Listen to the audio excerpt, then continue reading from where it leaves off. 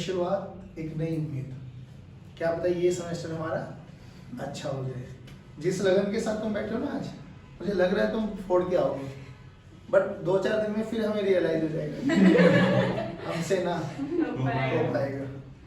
कोशिश करना, हिम्मत बनाए रखो, ठीक है ना। बहुत हौसले टूटेंगे तुम्हारे, पर हिम्मत बनाए रखनी है तुम्हें।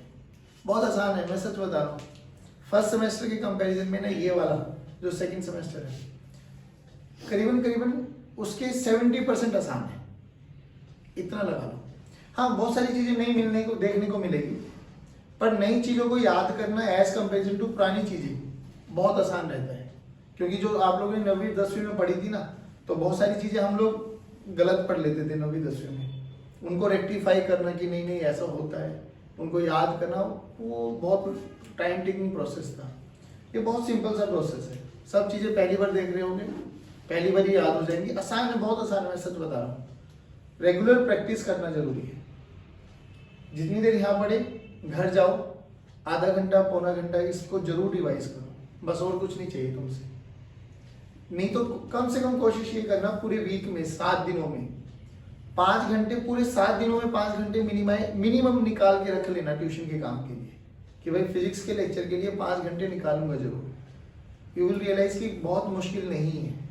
चलो, तो आज हम बात करेंगे ऑप्टिक्स के बारे में, और ऑप्टिक्स में भी हम बात करेंगे ज्योमेट्रिकल ऑप्टिक्स, ठीक है ना। तो अपन बात करेंगे ऑप्टिक्स, बिल्कुल जनरल चर्चा करूंगा। कोई ऐसा नहीं करेंगे कि आज से ही अपना लेक्चर स्टार्ट हो जाएगा। थोड़ा बहुत तुम पार्टिसिपेट करना, क्योंकि बहुत सारी चीजें तुम्हें पता है। ऑप्टिक्स का मतलब क्या होता है? Study of light. क्या होता है? हाँ, स्टडी ऑफ लाइट। चलिए,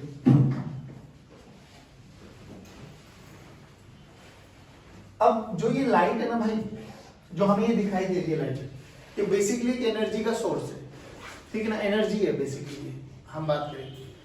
अब लाइट के बारे में भी हम बात करें तो लाइट है ना, हमारे पास फर्स्ट वॉल्यूम में लास्ट चैप्टर होता है इलेक्ट्रोमैग्नेटिक वेव्स, है ना, जिसको हम ईएम वेव्स के नाम से भी जानते हैं, इलेक्ट्रोमैग्नेटिक वेव्स।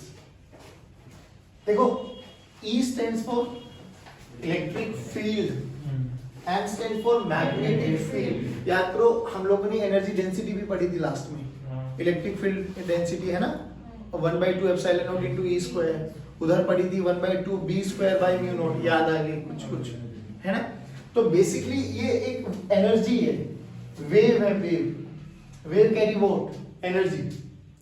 जब हम लोगों ने 11th स्टैंडर्ड में वेव्स पढ़ी थी, तो हमने बोला था ना, ये वेव्स है हमारे पास, इसमें एनर्जी एक पॉइंट से दूसरे पॉइंट तक प्रोपेगेट करती है। डिस्टरबेंस फ्रीक्वेंसी, जब हम रस्सी में ऐसे वाइब्रेट करते हैं, तो रस्सी में जो डिस्टरबेंस होती है वो मूव करती है। और डिस्टरबेंस क्या होती है? एनर्जी। तो इलेक्ट्रोमैग्नेटिक वेव्स में बेसिकली हम बात किसके बारे में करने वाले? एनर्जी। अब जो इस इलेक्ट्रोमैग्नेटिक वेव्स में ना बच्चों, एक स्पेक्ट्रम होता है ना। वो स्पेक्ट्रम में थोड़ा सा याद करा देता हूं आपको। Radio waves, microwaves, infrared. Radio, micro, infrared. अब इंफ्रारेड, रेड के बाद रेड कलर आ जाएगा। अब जब रेड कलर आ गया, ये कलर हमें दिखाई देता है, यानी हम कौन से रीजन में घुस गए? Visible region. कौन से रीजन में घुस गए? तो यहाँ से यहाँ विजिबल रीजन चलेगा। विजिबल रीजन बताओ। VIBGYOR. Very good. Visible region VIBGYOR। V stands for violet. Violet के जस्ट ऊपर अल्ट्रावायलेट, यूवी रेज जिसको हम बोलते हैं।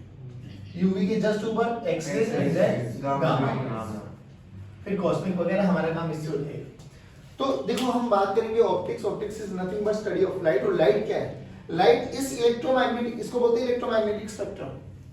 तो इस इलेक्ट्रोमैग्नेटिक स्पेक्ट्रम का वो वाला part which is visible to us, that is light. भाई लाइट का मतलब क्या है? इंफ्रारेड का बल्ब जला के थोड़ी ना बैठ तो देख लाइट दिखाई दे रही है। इंफ्रारेड पता कैसा? याद करो, रिमोट में आप लोगों ने देखा होगा, एक रिमोट के आगे ना एक ऐसा छोटा सा बल्ब लगा रहता है। जैसे बटन दबाते हो, ये जलता हुआ नहीं दिखाई देता आपको, बट हाँ, इसके आगे हाथ लगा के देखो तो फंक्शन नहीं होगा आपका रिमोट में, मतलब volume up down channel change नहीं होगी। यहाँ से रेडिएशंस निकलती है, बट वो रेडिएशंस हमें दिखाई नहीं। तो इंफ्रारेड का बल्ब लगा के बैठ जाओ कमरे में, अंधेरा होगा या रोशनी होगी? बट मम्मी आएगी, मम्मी बोल रही मम्मी इंफ्रारेड निकल रही है यहाँ से, मम्मी पटाख से मारेंगी, क्या बदतमीजी कर रहा है, बल्ब जला ले कुछ, बात समझ मारी ना। रेडिएशन तो हर एक निकलेगी। अब याद करो कभी कभार भगवान न करे कभी ऐसा हो जाए हमारा हाथ पैर टूट जाते हैं तो डॉक्टर कहता है चलो ये करा के ले आओ, क्या कभी एक्सरे अगर कराया हो नहीं कराया तो मैं बताता हूँ, एक मशीन होती है, मशीन के जस्ट सामने आपको खड़ा कर देते हो, है ना, और कुछ नहीं बस ऐसे पट एक आवाज सी आती है चलो हट जाओ, कुछ भी नहीं आता दिखाई देता हमें, बट वो इतनी हाई फ्रीक्वेंसी की रेडिएशन होती है वो हमारे फ्लैश के अंदर जाती है और हमारे बोन वगैरह का स्ट्रक्चर जो भी स्टडी करके लेके आती है और वो छाप के दे देती है, लो भैया ये रही आपके पास यहाँ बोन में क्रैक आया, ये नहीं आया, साफ है, वटेवर जो भी आया है, तो वो एक्सरे रेडिएशन होती है आपके पास। याद करो हेमा मालिनी की एड आती है कैंट का आरओ, अल्ट्रावायलेट रेडिएशंस, जो ये हार्मफुल जो आपके जर्म्स होते हैं उनको मारने के लिए ये काम में आता है, नहीं आए ये सब चीजें, बस मतलब बेसिकली हम अपने इन स्पेक्ट्रम में ना घिरे हुए अपने घरों में सब काम में। माइक्रोवेव फटाक से एक सेकंड में खाना गर्म करके दे देते हैं, एक दो सेकंड में जो भी तो उसका टाइमर लगता होगा, फटाक से खाना गर्म करके ले आओ, लो जी ये भी माइक्रोवेव रेडिएशंस नहीं आया। टेलीविजन से हम कम्युनिकेशंस वगैरह करते हैं, सारे मैं कहता रहा हूँ दिन से रात तक हमारे आसपास हम घिरे हुए इन सब रीजन में, बट उसका एक स्पेसिफिक रीजन ये वाला which is visible to us, उसको हम बोलते हैं लाइट। इतना समझ में आया? अब एक बात और बताऊं, ये तो समझ में आया लाइट में एनर्जी होती है और लाइट वेव्स ये तो जब ये वेव ट्रेवल करती है ना, वेव ट्रेवल करती है एक रीजन से दूसरे रीजन में, ये मतलब ये v किसकी स्पीड है, ये पार्टिकल की स्पीड है या वेव की स्पीड है? वेव की स्पीड है बेसिकली। तो v को क्या बोलते हैं? स्पीड ऑफ वेव, या जो वो एनर्जी कितनी स्पीड से ट्रेवल कर रही है, प्रोपेगेट कर रही है, उसकी स्पीड, स्पीड ऑफ वेव। पहली बात है यहां से यहां तक के इसको क्या बोलते हो आप? Lambda, basically wavelength. और एनर्जी को ए से बी तक जाने में कितना समय लगा, एनर्जी को ए से बी तक जाने में कितना समय लगा, वो होता है टाइम पीरियड। याद करो इन तीनों में एक रिलेशन होता है, डिस्टेंस का फॉर्मूला बोलो, स्पीड इनटू, सारे बोलो speed into speed into speed बोलो, lambda this is equals to v into t। Frequency और टाइम में क्या रिलेशन है? Inversely proportional. तो lambda this is equals to v by f, तो v का फॉर्मूला निकालो, ये चीज समझ में, lambda into f, lambda wavelength है, f फ्रीक्वेंसी। अब एक चीज और बताओ मुझे, मान लो मैं एक कंटेनर ले लिया मैंने, है इस कंटेनर में मैं ये निकाल के ना मार्कर वगैरह पानी फिल कर दूं और मेरे हाथ में एक में लेजर लाइट है, मैं लेजर लाइट से मार रहा हूँ, रेड कलर की लेजर लाइट समझ लेना, कमरा बंद कर दिया, रेड कलर की लेजर लाइट मार रहा हूँ मैं तुम्हें, तो कैसी बीम जाती हुई दिखाई देगी? क्या कैसी दिखाई देगी? रेड दिखाई देगी ना। इसमें पानी भर दिया, अब ये मीडियम इंट्रोड्यूस करा दिया मैंने, अब बोलो कैसा कलर दिखाई देगा? रेड, ब्लू, सोचो आराम से, रेड ही दिखाई देगा, इतना सोचने वाली क्या बात है, कैसे दिखाई देगा? तो ये तो समझ में आ गया कि कलर मीडियम चेंज होने से, पहले मीडियम एयर था, फिर बीच में हम लोगों ने पानी भर दिया, तो एयर के बाद वाटर आ गया, फिर एयर आ गया, फिर भी हम एयर में देख रहे हैं, वाटर में भी देख रहे हैं। पूल में नहाने जाते हो कभी कभार अगर मौका मिलता है, तो मान लो पूल के बाहर एक रेड कलर का बल्ब है, जब हम पूल के बाहर से देख रहे हैं तो कैसा दिखाई दे रहा है? रेड कलर का बल्ब। पूल के अंदर पानी में चले गए, डिप मारा और पानी के अंदर से देख रहे तो वो ब्लू हो जाता है क्या? अभी भी कैसा दिखाई देगा?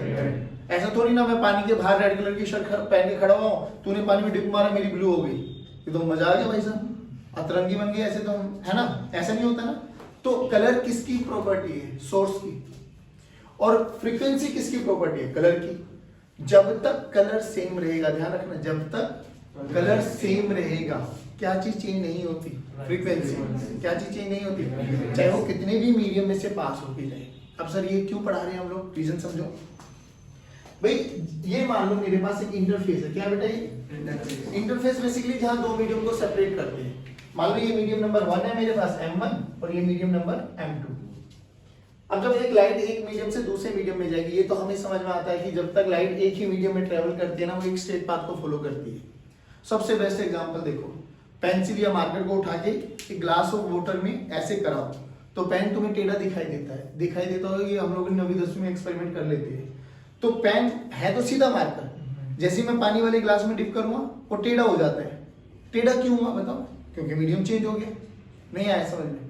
होता है ना, ये रिफ्लेक्शन का फिनोमिना होता है बेसिकली। तो जब हम लोग बोलते हैं कि लाइट आई, ये मान लो अभी इंसिडेंट लाइट, इस इंसिडेंट लाइट पे हम लोग ने नॉर्मल ड्रॉ करा बच्चों। हो सकता है कि कुछ लाइट टकरा के वापसी चली जाए, और हो सकता है कुछ लाइट टकराने के बाद ए दूसरे मीडियम में चली जाए। और ये सबसे कॉमन एग्जांपल है, बहुत बारी हम देखते भी हैं। जब भी हम स्कूल वगैरह में देखते होंगे, कहीं पर भी किसी भी बिल्डिंग में देखते होंगे, ग्लास वगैरह के शीशे लगे रहते हैं, तो हमें कई बारी उस ग्लास में थोड़ा थोड़ा अपना चेहरा भी दिखाई देता है और ग्लास के पार वाली चीजें भी दिखाई देती है। तो वो ये फिनोमिना होता है बेसिकली क्या, कि हमें दिखाई दे रही है, हम अपने आप को दिखाई दे रहा है, वो क्यों? Because of reflection. अच्छा, देखने का प्रोसेस क्या होता है? हम देख क्यों पाते हैं? रिफ्लेक्शन के कारण। लाइट आती है, टकराती है और हमारी आंखों में आती है, तो हमें पता लगता है अच्छा ये तो ये है। नहीं आया समझ में? अरे बोलो भाई। तो रिफ्लेक्शन ये भी फिनोमिना है जिसके कारण हम देख पाते हैं। तो कई बार मान लो ये सरफेस है, ये ग्लास है, लाइट आई, कुछ लाइट टकरा के हमारी आंखों में चली गई, कुछ पार होकर ट्रांसमिट होकर दूसरे मीडियम में चली गई, तो हमें कुछ धुंधला धुंधला अपने आप को भी दिखाई देता और पार वाले को भी दिखाई देता। होता नहीं?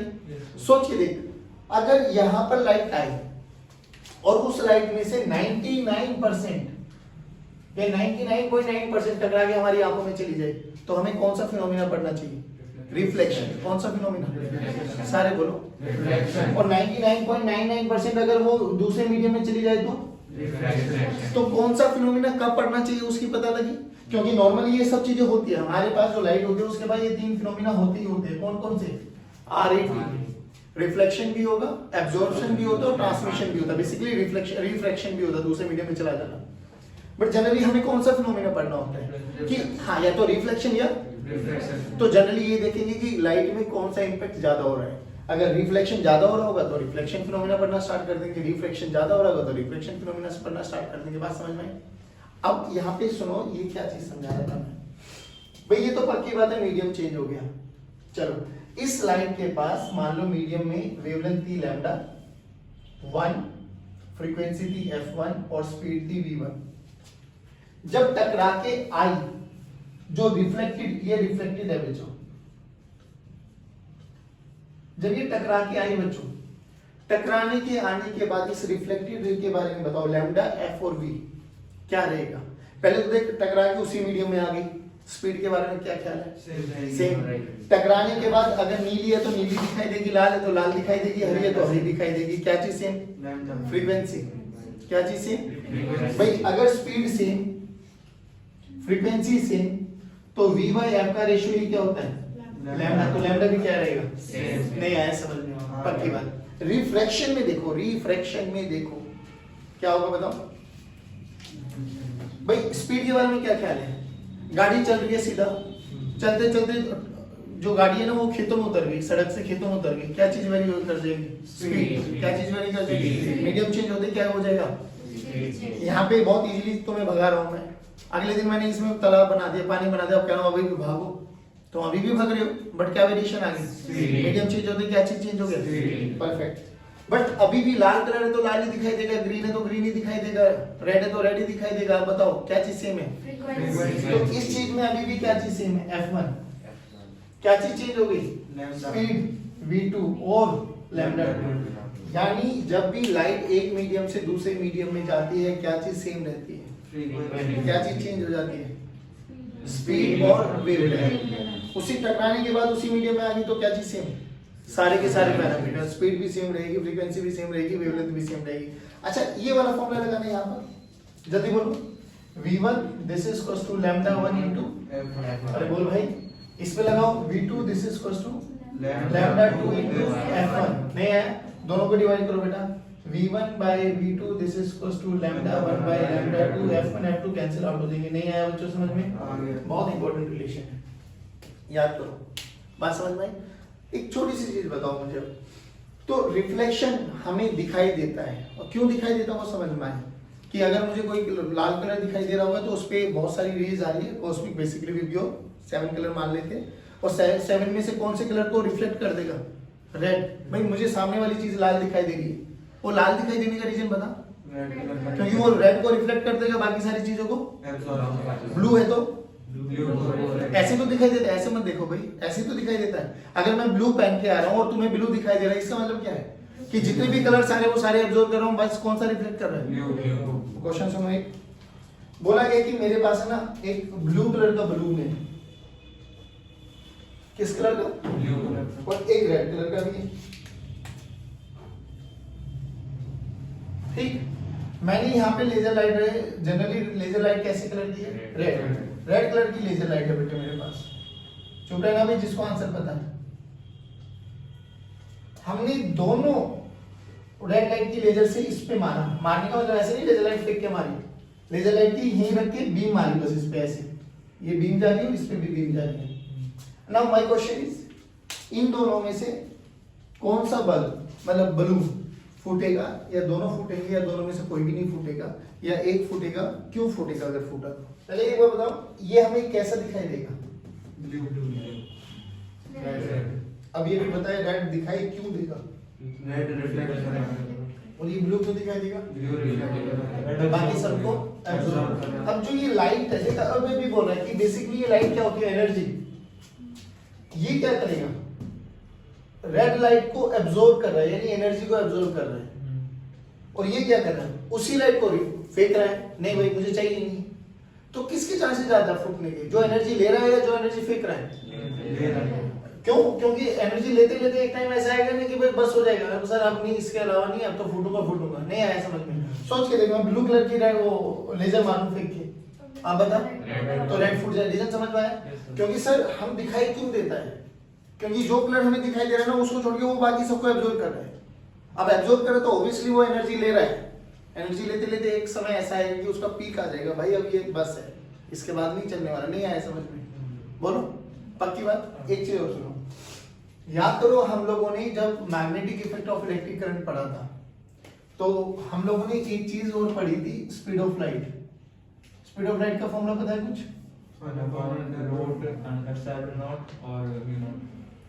इसकी वैल्यू आती है बेटा वो 2.99 into 10 की पावर 8 मीटर पर सेकंड। अब ये बताओ, ये म्यू नॉट और एप्सिलॉन नॉट क्या होता है? ये मीडियम की प्रॉपर्टी है, मीडियम की प्रॉपर्टी है। सोच, मैं किसी भी मीडियम में बात करूं, किसी भी मीडियम में, ये तो वैक्यूम के बारे में बात कर रहा हूं मैं, किसी भी मीडियम में स्पीड ऑफ लाइट कितनी हो जाएगी? 1/μ/μ। Now, is there any relation between mu m, mu r and mu naught? हाँ, बोलो जल्दी क्या पढ़ा था हम लोगों ने? Epsilon m this is equals to epsilon naught into epsilon r। ऐसे मत करो, अभी भी पेपर दे के आए हो। mu m की वैल्यू बोलो, mu naught into mu r, नहीं आया, रखो यहाँ पर r m। cm का फॉर्मूला देखो, mu naught into epsilon naught into mu r into epsilon r। सही बोला? ध्यान से देखिए क्या बन गया, c naught, तो this is equals to c naught by under root of mu r into epsilon r। तो मीडियम में जाने के बाद स्पीड कम होती है या बढ़ जाती है? कम होती है। वैक्यूम के रेस्पेक्ट में तो कम ही कम होगी, सबसे ज्यादा वैक्यूम में आते हैं 3 into 10 की पावर 8 मीटर पर सेकंड। बाकी किसी भी मीडियम में चली जा, स्पीड कम होगी। जितने फैक्टर से स्पीड कम होती है ना बच्चों, उसको बोला जाता है refractive index of that particular medium. क्या बोला जाता है? पढ़ा होगा ये 9वीं 10वीं में, रिफ्रैक्टिव इंडेक्स, कि एक मीडियम में से दूसरे मीडियम में स्पीड ऑफ लाइट में कितना वेरिएशन, कितना कट ऑफ हो जाता है, या कितने वेरिएशन से कितने फैक्टर से वो घट जाती है, उसको क्या बोलते हैं? Refractive index. बोल, रिफ्रैक्टिव इंडेक्स किसकी प्रॉपर्टी है? मीडियम की। किसकी प्रॉपर्टी है? मीडियम। इसको बोला जाता है एन या म्यू, जो भी आपको अच्छा लगे, that is mu r into epsilon r. जल्दी बोलो, ये बहुत बेसिक बेसिक चीजें समझ में देखने का एक रीजन और होता है, एक तो रिफ्लेक्शन है, एक रीजन और है जिसको हम बोलते हैं रेडिएशन। क्या बोलते हैं? क्या बोलते हैं? हर एक बॉडी अपने आप में से एक एनर्जी को एमिट करती है। जब वो जो एमिट करती है एनर्जी, वो अगर विजिबल रीजन में आ गई तो हम देख पाते हैं, एल्स देख नहीं पाते। तो याद करो, अगर मैं एक हॉट आयरन बार को या रॉड को गर्म कर लूं तो लाल लाल से रूप में दिखाई देगी। कितने भी दूर अंधेरे में उसको लेके चले जाओ, क्या वो लाल चमकती हुई दिखाई देगी? वो क्यों दिखाई दे रही है? लाइट तो आ ही नहीं रही वहां पर, रेडिएशंस के कारण वो एनर्जी एमिट कर रही है। और वो एनर्जी अगर हमारे विजिबल रीजन में आ गई तो हमें दिखाई देता है, एल्स दिखाई नहीं देता। तो ये जो आज का लेक्चर था ना, बड़ा बेसिक सा लेक्चर था। ये नहीं है कि बेसिकली मैं क्या बता रहा हूँ कि मैंने रिफ्लेक्शन बता दिया, रिफ्लेक्शन बता दिया, बट बहुत बेसिक से एनालॉजी था कि हाँ ये सब चीजें हमें पता होनी चाहिए। रिपीट करो, एनर्जी फ्रीक्वेंसी किसकी प्रॉपर्टी है? कलर।